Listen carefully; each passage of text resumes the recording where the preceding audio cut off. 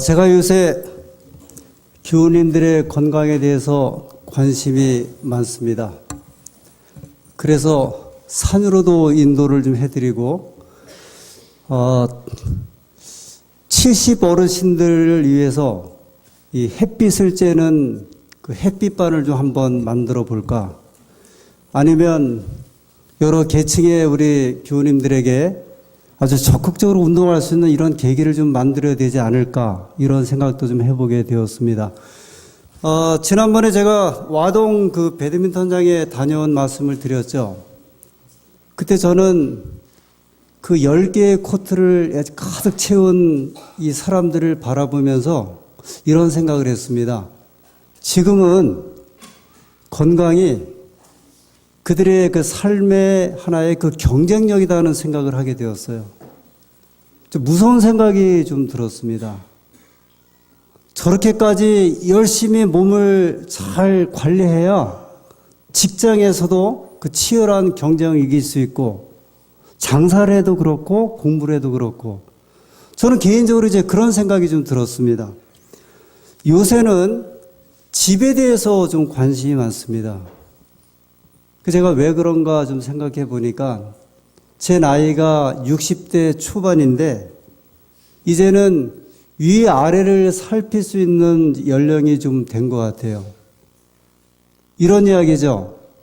저희 두 아이가 출가를 해서 가정을 이루고 있는데 이제 그들에 대한 생각도 또 염려도 가지게 되고, 어른들이 계신데 우리 어르신들이 건강하신지, 집은 있는지, 경제적으로 먹고 살만하신지, 이제 그거를 이렇게 염려하는 그러한 좀 나이가 아닌가 생각이 들었습니다.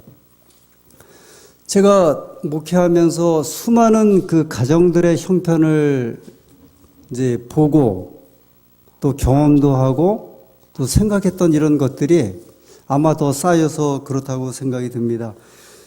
지난주에 다문화센터에서 그 디톡스 이제 건강 프로그램이 진행이 되었습니다. 그때 노래를 지도하러 그 사랑의 듀엣이라고 하는 그 부부가 와서 이제 낮으로 밤으로 이제 수고를 했습니다. 이 두 분은 특별히 그 남양우 장로라고 하는 분은 제가 청학리에 살 때 그 청학의 유명한 부잣집 아들이었어요. 그 남상의 장로님이라고. 이분들이 저 원주 노화방주에 5만 평의 땅을 이제 가지고 생활하다가 박명호 씨에게 이제 넘긴 사람들이에요. 근데 그 땅을 한 평도 좀 못 찾고 있거든요. 소송을 여러 번 했는데 결국은 5만 평의 땅을 가지고 있는 사람들이 다 뺏기고, 그날 저와 이야기하는데 앞으로 우리가 어디서 살아야 할까? 지금 저 청학리에서 원룸에 살고 있거든요. 그래서 제가 형, 저 문경시에서 지금 집을 다 수리해 갖고 나이가 70 이하 된 사람들은 와서 살게 하는 그 제도가 있으니까 한번 전화해 보라고. 그래서 이제 제가 연락처를 알려주고 문경시에 전화했더니 두 채가 올해는 남았는데 주소를 알려주면서 한번 살펴보시고 살기 원하시면 한번 오시라고 그랬대요. 그 나한테 거기를 갈까 말까 이제 그런 이야기를 하게 되었습니다. 이분들이 나이가 이제 60이 넘었고 뭐 미국, 호주, 우리나라 전국적으로 다니면서 아주 뭐 수백 차례 음악회를 하고 지도를 하는데 정작 바람처럼 다니긴 하는데 뭐가 없어요? 집이 없는 거예요. 집이. 지난 재림신문 3월 7일자 사설에 이런 이제 글이 실렸습니다. 왜 교회에서는 제1기 청지기 교과에 대해 말하면서 청지기는 집을 또는 재산을 지키는 사람인데 교회는 왜 헌금을 내라고만 하지 헌금을 지킬 수 있는 내용들을 가르쳐 주지 않고 있는가? 이런 이제 논조의 사설을 실었어요. 이 말은 목사들을 향한 말이거든요. 왜냐하면 교회에서 목사가 기별의 대부분을 전하고 어떻게 살아야 할 것을 말하고 있기 때문에 왜 이런 이야기들을, 왜 삶의 어떤 방향들을 교회에서는, 특별히 목사들은 교인들에게 전하고 있지 않는가. 그러나 우리 교회는 이미 오래전부터 이 가정경제에 대해서 가르쳐 왔습니다. 1981년도에 한국연합에서 발행된 가정경제 세미나라고 하는 이 책이에요. 이제 예를 들면 1번은 1번, 그다음에 이제 가정경제 서론, 가정경제 계획, 이런 제목, 자녀들에게 돈의 가치를 가르침, 이런 내용, 그다음에 예비금을 어떻게 마련할 것인지, 이런 내용들. 제가 이 내용을 가지고 2015년도에 저희 교회에서 5번에 걸쳐서 말씀을 드렸어요. 제가 그때 그 원고를 어젯밤에 다시 한번 쫙 봤는데 지금 제가 봐도 정말 잘 전해드렸어요, 사실. 교우님들에게. 이 내용 가지고 어디 가도 내가 가정경제에 대한 세미나를 해도 부족함이 없겠다 생각이 들 정도로 잘 전해드렸어요. 그래서 그때 제가 이런 말씀 드렸죠. 혹시 국민연금을 남편은 들고 있는데 가정주부가 들고 계시지 않으면 그걸 꼭 들으시라고. 그게 뭐냐면 임의 가입이라고 하는 거거든요. 꼭 직장을 안 다녀도 이 국민연금을 꼭 드십시오. 아니면 직장을 다니다가 혹시 중단했다 할지라도 그걸 이어서 좀 들으시라고 이야기를 했어요. 근데 그때 제가 듣기로는 한두 분이 제 이야기를 듣고 그걸 가입했다는 말을 들었습니다. 아마 그분은 한 65세 넘어가면 평균 한 3, 40만 원, 4, 50만 원을 만약에 잘 연결되면 아마 국가로부터 국민연금 받으실 거예요. 제가 한 번은 청년들을 데리고 저 광릉내 수목원에서 있는 경제 세미나에 그때 간 적이 있습니다. 저희 교회에서 7명의 청년들이 갔었거든요. 그때 이 책을 지은 그 강사가 와서 이제 강연을 했습니다. 월급쟁이 부자들. 이 이명노라고 하는 분인데 이분이 이제 저자 직강으로 강의를 했고 그때 막 결혼하기 전에 저희 둘째 딸하고 사이도 오라고 해서 여기를 이제 참석을 시켰어요. 그래서 저는 그래도 할 몫은 다 했다고 생각이 들어요. 근데 오늘 이제 청직에 대한 주제로 제가 안식일마다 말씀을 드리면서 다시 한번 이 청지기는 집을 관리하는 자가 청직인데 우리가 어떻게 할 것인가 다시 한번 이제 말씀을 좀 다른 각도에서 드리도록 하겠습니다. 오늘 저는 이제 크게 2가지로 말씀을 드립니다. 첫 번째, 우리 저 초등학생들 여기 설교문 적으면 한번 따라 적어 보세요. 첫 번째, 삶의 지혜를 함께 나누고 배우고 가르쳐라. 삶의 지혜를 함께 나누고 배우고 가르쳐라. 잠언 24장 3절의 말씀입니다. 잠언 24장 3절.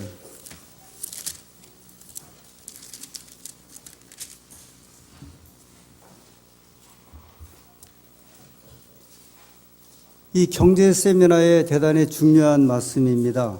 잠언 24장 3절. 집은 지혜로 말미암아 건축되고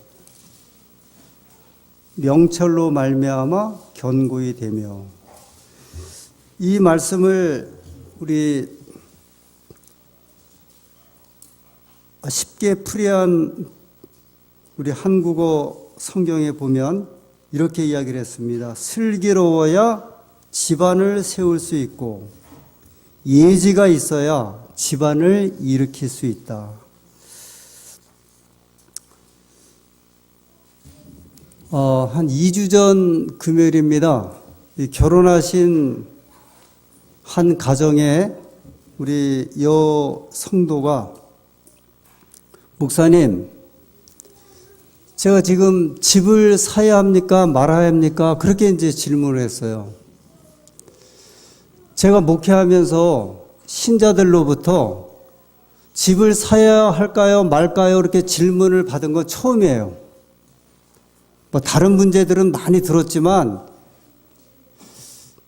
이 이야기가 왜 이렇게 시작이 되었냐면 우리가 2월 마지막 주에 박창훈 목사님 모시고 경제 이제 우리 주말 붕회하고 그날 오후에 청년반에서 청년들이 목사님 모시고 1시간 반 정도 이제 2부 특강을 했는데 그때 아마 저는 전반부를 많이 못 들었는데 아마 그때 목사님이 여러 우리나라 형편을 이야기를 하면서 집 사지 말라 그랬던 것 같아요.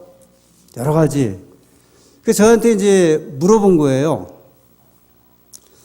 그래서 이제 사정이 뭔가를 이렇게 들어보니까 현재 약 1억 8천만 원 정도의 전세 들고 있는데 집주인이 2천만 원을 올려달란대요. 그러니까 매번 이제 2년마다 이런 일이 생기니까 집을 좀 사고 싶어서 빌라가 하나 나왔는데 어떻게 하면 좋겠습니까? 그래서 제가 집을 사라 그랬어요. 왜 사라고 그랬냐면 안정을 위해서라도 필요한데 근데 왜 이런 이제 이야기가 이렇게 집을 사야 하느냐 마느냐 하는 이야기가 나오냐면 우리나라에 아파트 가격 폭락설이라는 게 있어요. 위기설. 그게 올해예요. 2018년. 근데 이야기가 왜 나왔냐면 IMF가 몇 년도에 시작됐죠? 1998년도. 그 다음에 10년 지나서 2008년도에 혹시 무슨 일이 있는지 아세요? 저 미국의 금융회사를 중심으로 금융위기가 시작되면 전 세계가 시작됐거든요.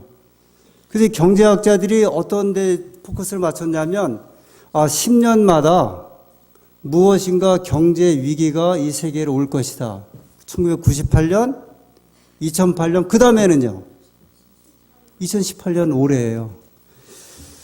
근데 제가 이제 저도 이제 그 목회를 하면서 경제 쪽에 관련돼서 이렇게 중간중간 교우님들에게 말씀을 드리는데 늘 보면 경제 위기설은 매년 계속되더라고요. 여러분 한 번도 신문에 올해 우리나라 경제가 좋겠다는 그 기사를 본 적 있으세요? 거의 없어요. 제가 그분에게 이렇게 이야기를 했어요. 좋다. 아파트 가격은 오를 수도 있고 안 오를 수도 있다. 왜냐하면 시장 경제에 좌우되기 때문에 이제 그것은 그럴 수 있다. 그런데 만약에 투자를 하거나 투기를 하기 위해서 자기의 어떤 수입이라든지 은행의 융자를 상당한 돈을 받으면서 그렇게 하지 않는 이상은 내가 내 돈으로 견딜 수 있으면 차라리 불안하게 살면서 20년, 30년 사는 것보다는 2억 정도 되는 빌라면 차라리 사갖고 20년, 40년을 안정적으로 보내는 게 더 좋지 않겠느냐. 그렇게 이제 제안을 한 거예요. 우리가 삶을 살아가면서 두 가지 방법이 있어요. 전세로 살든지 월세로 살든지 그냥 그렇게 사는 방법이 있고 하나는 집을 사서 안정적으로 살든지 두 가지 중에 하나인데 그걸 누가 선택할 수밖에 없냐면 우리 본인이 선택할 수밖에 없거든요. 여러분 혹시 20, 30년 허무설이라는 걸 아세요? 20년 또는 30년 허무설. 이게 이런 이야기예요. 내가 20년 동안 일을 하거나 30년 일을 해도 뭐를 못 산다? 집을 못 산다. 근데 혹시 그거 아세요? 30년 전에도 40년 전에도 20년 일을 해도 집을 못 산 사람은 못 샀어요. 그렇지 않아요? 30년 전에 집 그때 살기도 어려웠어요, 사실. 지금만 어려운 게 아니라 40년 전에도 집 사기 어려웠거든요. 제가 이제 나이가 이렇게 60이 되고 그러다 보니까 저한테 이렇게 물어보는 이제 교우님들이 계세요. 목사님, 혹시 집 있으세요? 이렇게 물어보는 분들이 있어요. 근데 전도사 때는 한 번도 이런 거 물어본 적이 없거든요. 40대까지도 저한테 교우님들이 한 번도 물어보지 않았는데 왜 저한테 지금 물어보시겠어요? 나이가 이제 은퇴를 보고 아마 우리 교회 교우님들이 우리 교회 전도사님한테 전도사님 집 있어요? 물어보면서 한 사람도 없을 거예요. 그렇지 않습니까? 그게 이제 우리의 이제 흐름이었거든요. 그래서 저도 저희 때는 목회하면서 목회자가 저축을 하거나 집을 사면 좀 신앙이 없는 목사로 좀 생각을 했어요, 사실. 그래서 은퇴하신 목사님이 은퇴하셨는데 집이 없어서 이렇게 다니신다 그러면 아, 저분은 목회를 잘했다 생각을 했다니까요. 그게 이제 저희 때의 이야기들이었어요.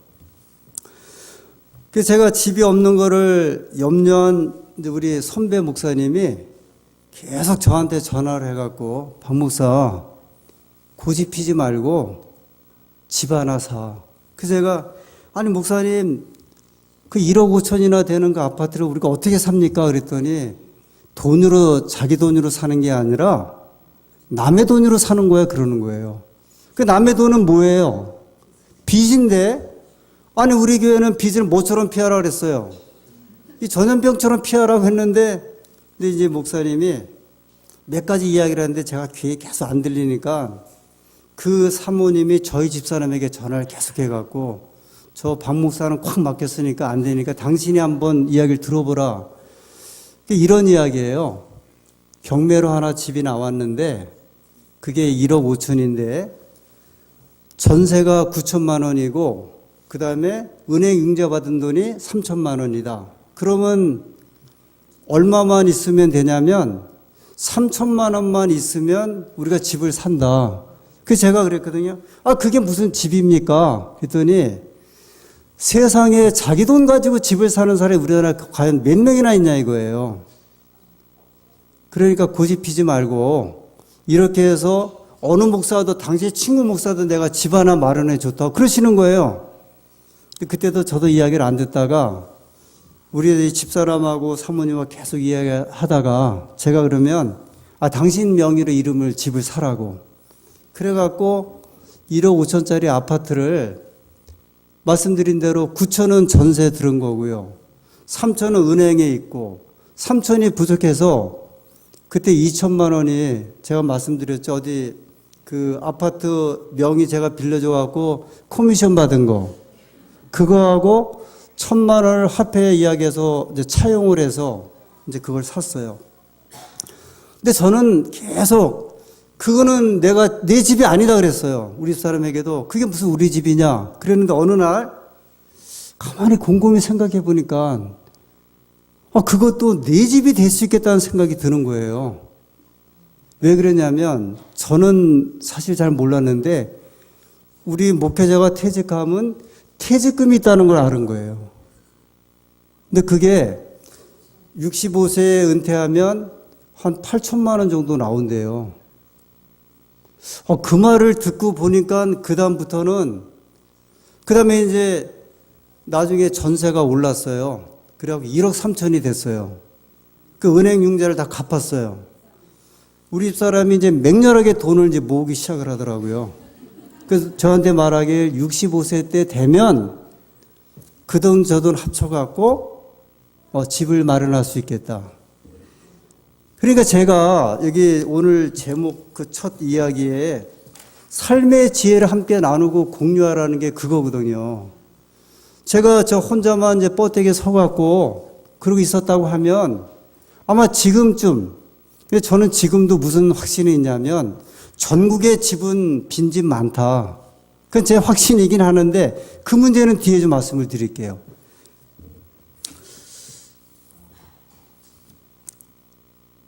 결국은 한 사람의 권고 때문에 24평 아파트를 이제 하나 마련한 거예요. 그 아파트는 아까 말씀드렸던 그 사랑의 듀엣 그 부부가 제일 살고 싶어 하는 6단지래요. 숲이 가까운 6단지. 두 번째, 삶의 계획과 목적이 필요하다. 이제 우리가 살아가면서 삶의 계획과 목적이 필요하다. 누가복음 14장 28절의 말씀을 인용합니다. 누가복음 14장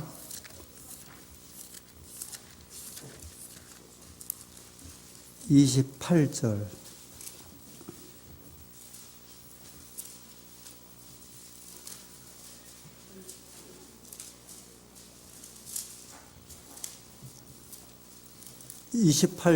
너희 중에 누가 망대를 세우고자 할진대 자기의 가진 것이 준공하기까지에 족할는지 먼저 앉아 그 비용을 계산하지 아니하겠느냐. 이거 아주 단순한 말씀이잖아요. 어떤 사람이 뭐 집으로 생각을 해보죠. 집을 하나 지려고 하는데 그 집 질 때 얼마나 돈이 들어가는지 계산하지 않고 집 짓는 사람이 있느냐, 이제 그 이야기거든요. 예수님이 하신 말씀이거든요. 그 삶의 비유로 말씀하신 거예요. 역시 오늘 우리에게도 이제 이 말씀이 이 동일한 의미를 주는데, 제가 목회하면서 한 교회에서 목회할 때, 뭐 그 교회가 어딘지를 이제 자꾸 생각을 하지 마십시오. 40대 가정이, 세 가정이 한 가정은 이혼하고 두 가정은 별거에 들어갔어요. 여러분, 이게요, 한 가정, 한 교회에서 40대 가정인데, 제가 이렇게 말씀드려서 죄송한데, 문제가 누구한테 있냐면 남자들에게 있는 거였어요. 제가 이제 남자, 여자 또는 한 가정을 가지고 있는 사람 입장에서 볼 때 제가 이제 판단해 본 겁니다. 첫 번째 문제가 뭐냐면 대부분 다 이렇게 사업들을 하는 분들이에요. 처음에는 그러지 않았대요. 뭐 직장도 다니다가 봉급을 주고 하다가 사업한다고 하면서 그 사업하는 분들하고 이렇게 살면서 제일 가정주부들이 어려운 게 뭐냐면 그 가정에 계획을 못 세우잖아요. 그죠? 봉급을 이렇게 그래도 작든 크든지 간에 봉급을 제때제때 갖다 주면 거길 가지고 이제 계산을 세우는데 사업하는 사람들에게는 이제 그게 굉장히 어려워요.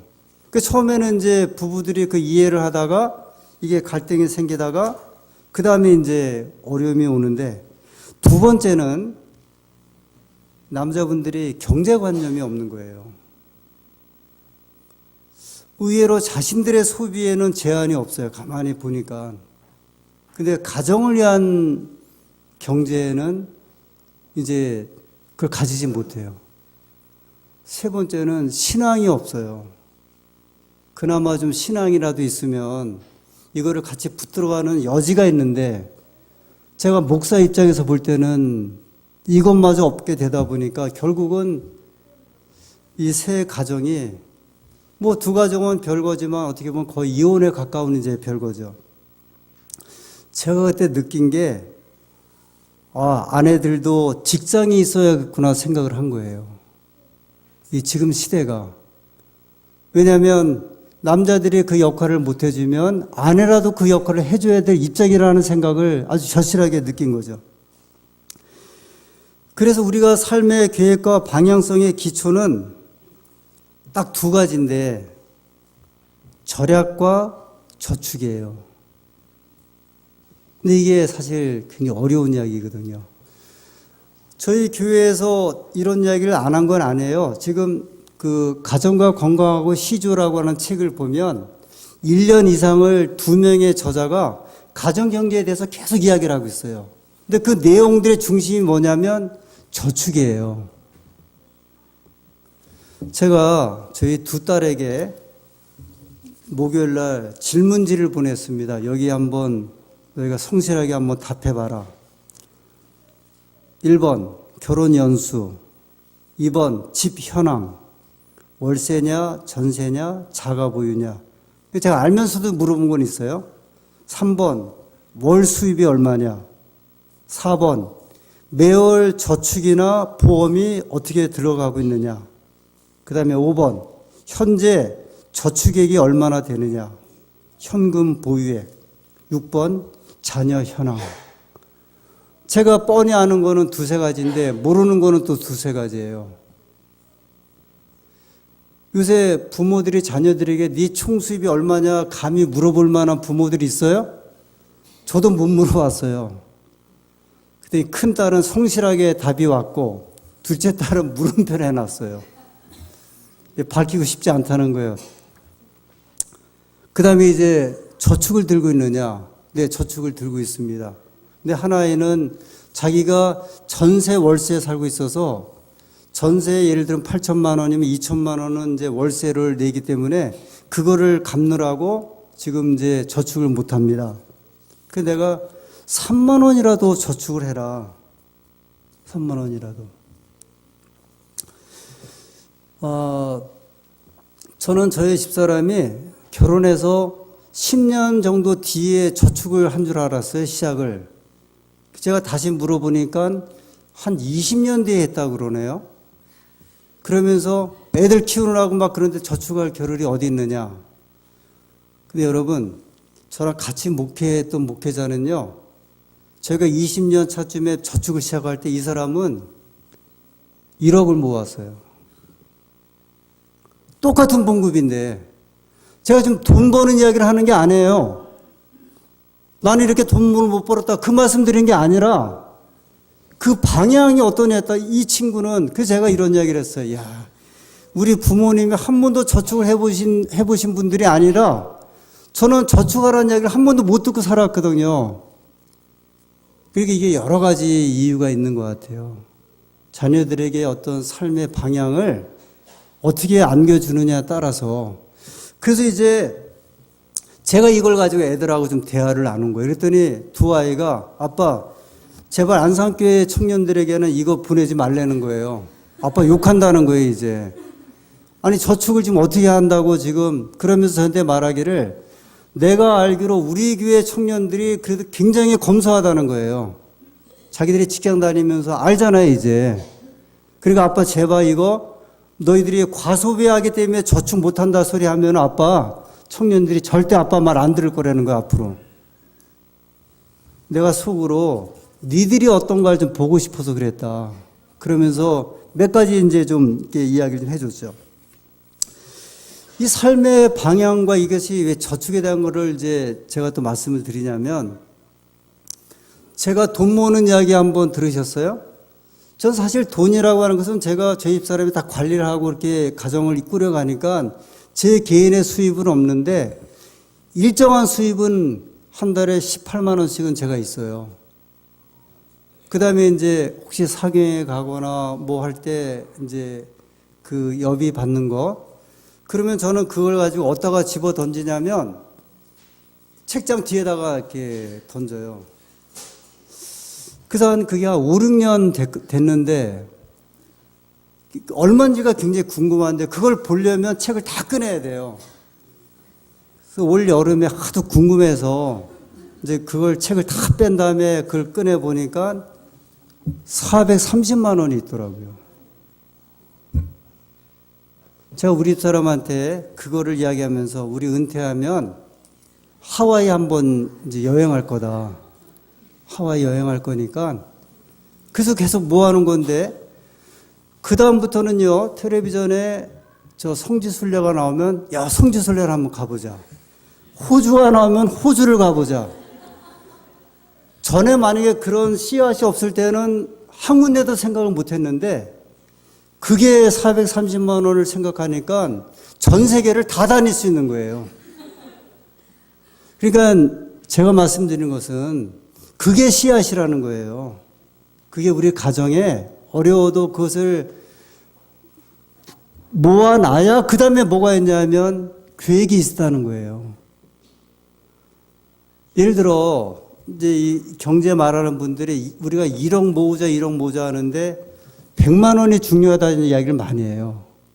1억을 모으려면 뭐부터 모아라? 100만 원부터 모아야 그 다음에 1000만 원이 되고, 우리가 희망을 가지려면 희망의 씨앗을 심고 그것을 키워야 되는데 희망의 씨앗을 심기가 그렇게 고통스러운 거예요. 물론 여기에는 이제 자기 지출에 대한 어떤 절제도 있어야 되고 자기가 소원하는 것에 대한 한 방향도 있는데 그 희망의 씨앗이 저축통장도 될 수 있고 뭐 집이 될 수도 있고 제가 이제 집 이야기를 하니까 좀 더 해볼게요. 우리나라는 집 비는 게 부지기수예요. 이건 뻔해요. 왜냐하면 지금 일본이 한 6.5% 정도 집이 빈대요. 이제 일본이. 근데 우리나라가 어디를 따라가냐면 모든 경제 구조나 이런 게 어디를 따라가요? 일본을 따라가요. 왜냐하면 그렇게 살아왔기 때문에. 근데 우리는 이게 좀 먼 세월이긴 한데 2050년경 강원도에서는 23%가 빈집이래요. 전라도도 25%가 빈집이래요. 그러니까 4집 가운데 한 집은 빈집이에요. 이게 지금도 우리나라도 5, 6%가 빈집일걸요? 시골에?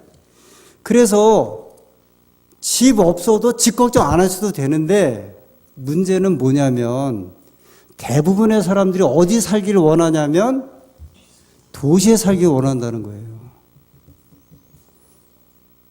그러니까 아무리 시골에 4집 가운데 한 집이 빈집이라 할지라도 근데 남자들은 가고 싶어 해요. 50이 넘어가면 뭐 되고 싶어 하세요? 자연인 되고 싶어 해갖고 막 개 끌고 산을 다니고 싶어 하는데 여자분들은 어디를 막 다니길 좋아하냐면 백화점을 다니기 좋아하는 이 어떤 형태이기 때문에 못 가는 거예요, 이제. 그래서 결국은 많은 빈집이 있지만 그 아까 말씀드린 이제 문경시 이런 데서는 매년 막 20채씩 빈집을 수리해 갖고 70세 이하 되는 사람들에게 무조건 다 줘요. 와서 살라고. 근데 거기만 그러는 게 아니라 지금 우리나라 저 아래쪽은 다 그래요, 지금. 계속. 그러나 우리가 살 집은 결국은 어디냐면 내가 시골로 가지 않을 이상은 도시인데 아무리 20년 저축해서 집을 못 사, 30년 저축해 집을 못 사 해도 그거는 늘 그래왔고 그럴지라도 삶의 방향을 위해서는 안정을 위해서는 어떻게 해야 된다는 거예요. 집을 그것이 엄청난 투자를 하는 그런 값비싼 집이 아니고 내 수입을 훨씬 초과하는 집이 아니라고 하면 집이 안정화되지 못하면 가정이 안정화되지를 못해요. 이건 어쩔 수 없어요. 제가 이렇게 관찰해 본 모습인데 그래서 젊은이들이 어렵다 할지라도 지금 어르신들이 집을 마련한 게 그게 다 빈돈으로 부모 유산 받은 분이 몇 분이나 있겠어요. 다 고생하고 투자하고 헌신해 갖고 마련한 것인데 우리가 그 일을 해야 한다는 거죠. 잠언 21장 20절에 있는 말씀을 또 보겠습니다. 잠언 21장 잠언 21장 20절 지혜 있는 자의 집에는 귀한 보배와 기름이 있으나 미련한 자는 이것을 다 삼켜 버리느니라. 이 말씀을 또 쉬운 번역에 이렇게 번역을 했어요. 지혜로운 사람은 미래를 위해서 저축하지만 어리석은 사람은 그가 얻는 대로 다 써버린다. 이 삶의 지혜에 대한 것을 한번 여러 각도에서 잘 생각해 주셨으면 좋겠습니다. 그런데 그럴지라도 집이 없든지 아니면은 내가 일정한 삶에 어떤 그게 없다 할 때 우리가 어떻게 살 것인가? 그래 여러분 제가 그럼 못 살아요? 못 살지는 않아요. 그 답을 시편 23편 1절의 말씀입니다.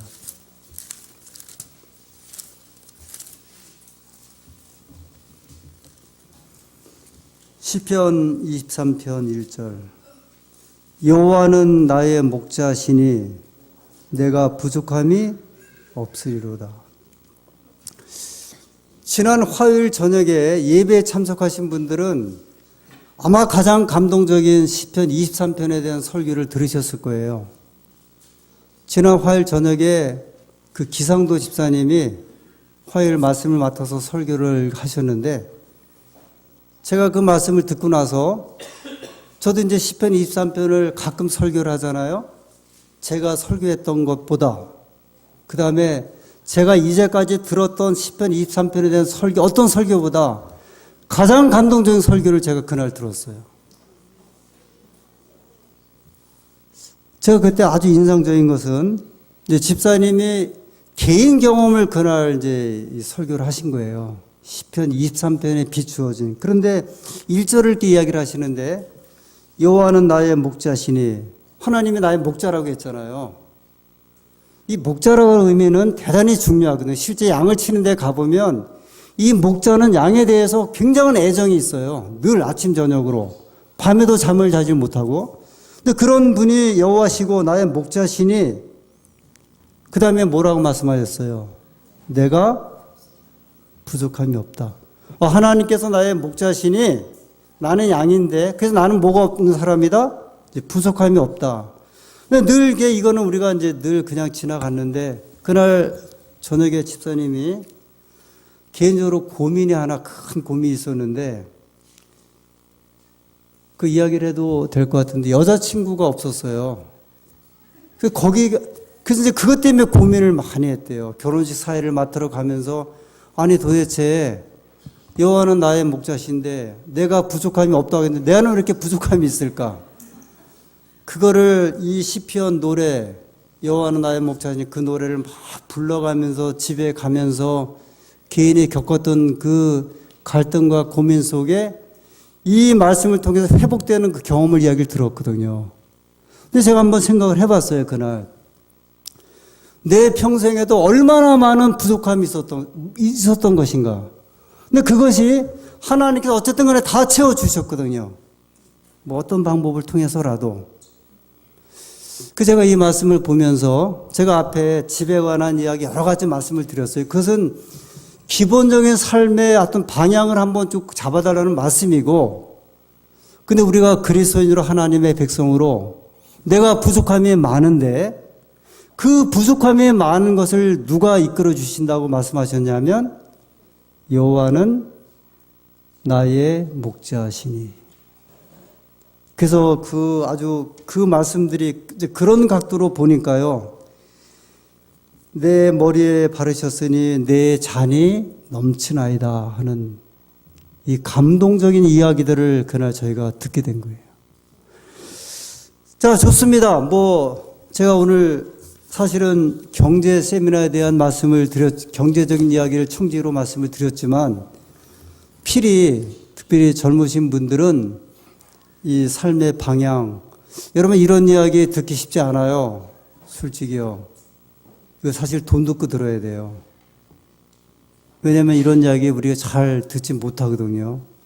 저희도 거의 못 듣고 이렇게 목회하고 살아오고 늘 그냥 그 당시만 이야기를 했거든요. 그런데 이 땅에 살면서 그 지혜가 필요해요. 또 헌신과 희생이 필요하고요.